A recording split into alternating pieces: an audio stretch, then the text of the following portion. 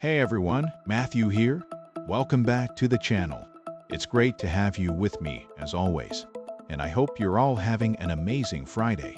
It is January 16th, 2026, and you're tuned into the Nasdaq Daily Recap. Market news and economic landscape. Today's economic calendar was fairly busy and gave the market plenty to digest.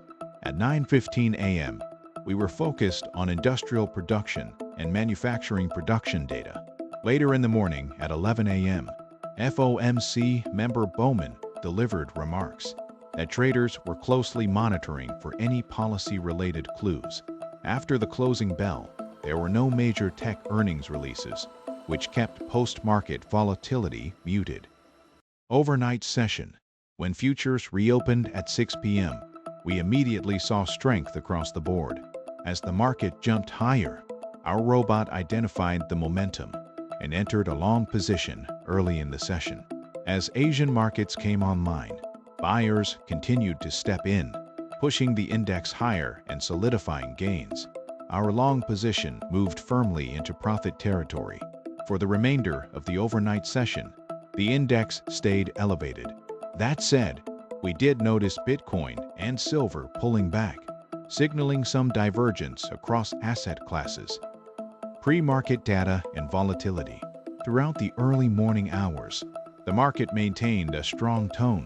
Silver experienced a sharp breakdown, crashing below 87.5, while Bitcoin remained largely flat and directionless. At 9:15 a.m., the key data hit the tape. Industrial production came in 2%, down from the previous 2.52%, and manufacturing production dropped 0.2%, slightly weaker than the prior 0.3% reading. The market reacted with a modest dip as participants reassessed growth expectations. Cash session and intraday trades. When the U.S. stock market opened at 9:30 a.m., we saw momentum begin to cool. However, select names like Tesla, AMD, and Nvidia continued to show relative strength. Silver, meanwhile, remained under heavy pressure and continued bleeding lower. As downside momentum picked up, our robot closed the long position and immediately flipped into a short position, adapting quickly to changing conditions. Before noon, that short position was closed for a $400 profit, bringing our total realized profit to $520 on the day. Afternoon session and into the close. The afternoon session, especially on a Friday, was characterized by thin volume and tight ranges. Most tech stocks moved sideways as traders stepped back ahead of the long weekend. Just before the closing bell, our robot identified one more opportunity and entered a final short position, which was closed shortly after for a profit.